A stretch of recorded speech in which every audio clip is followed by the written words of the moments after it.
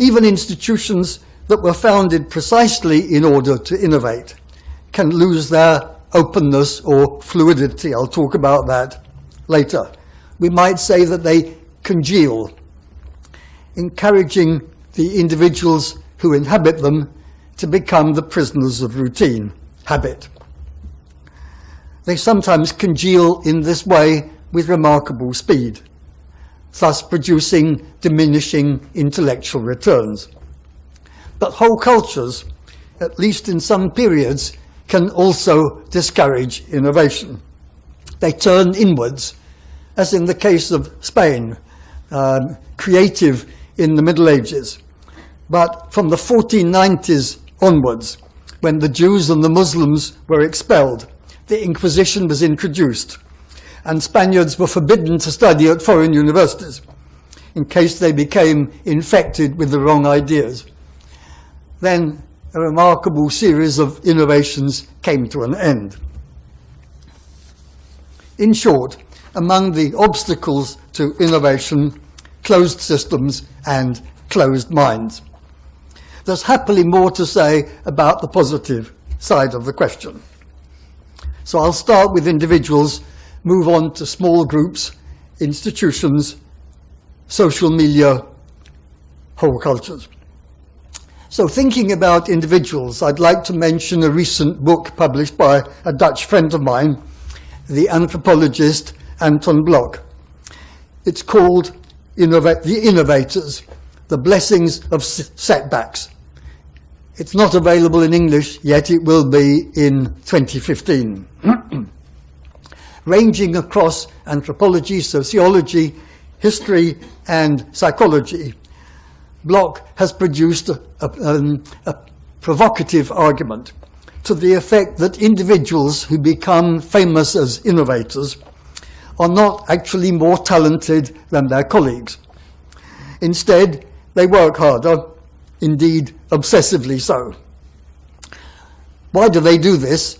It's because they had to contend with setbacks, difficulties, coming from a poor family, losing their parents at an early age, and so on.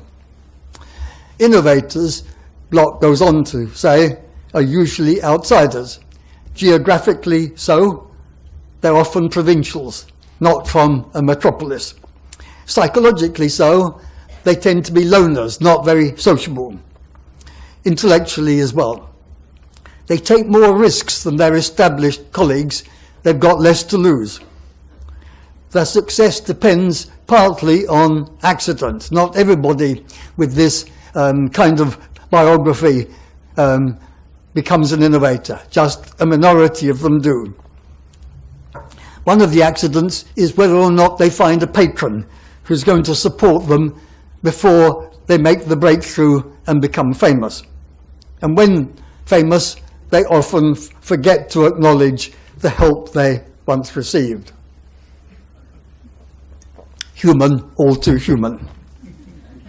I'd like to develop the point about outsiders a little further.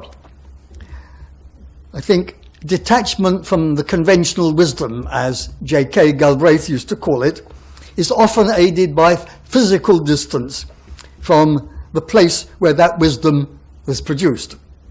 Exiles and expatriates play a crucial role in the history of knowledge. That happens to be the topic of my current research. They view the knowledge system of the host country to which they have migrated with foreign eyes. If they remain abroad long enough, they sometimes come to see the knowledge system of their original country with foreign eyes as well.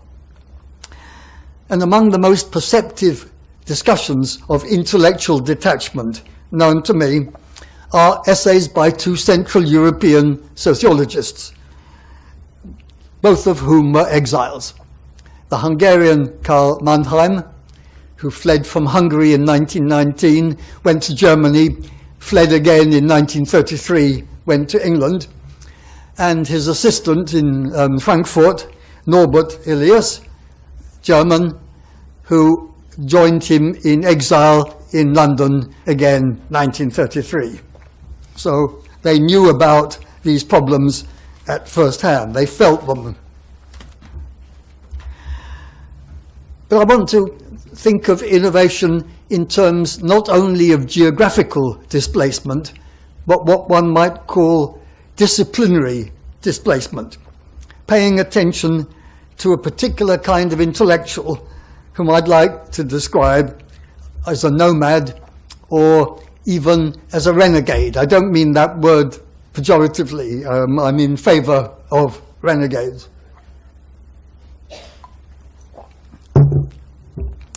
Now, by academic nomads or renegades, I mean individuals who were trained in one discipline and for some reason or other they migrate to another.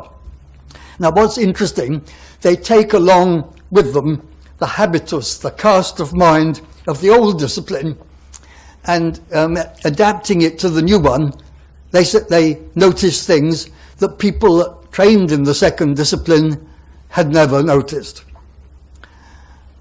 Let's go back to Pareto.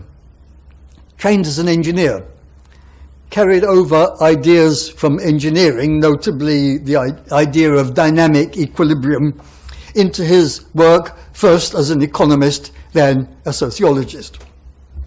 Or a former colleague of mine at Sussex, John Maynard Smith, biologist.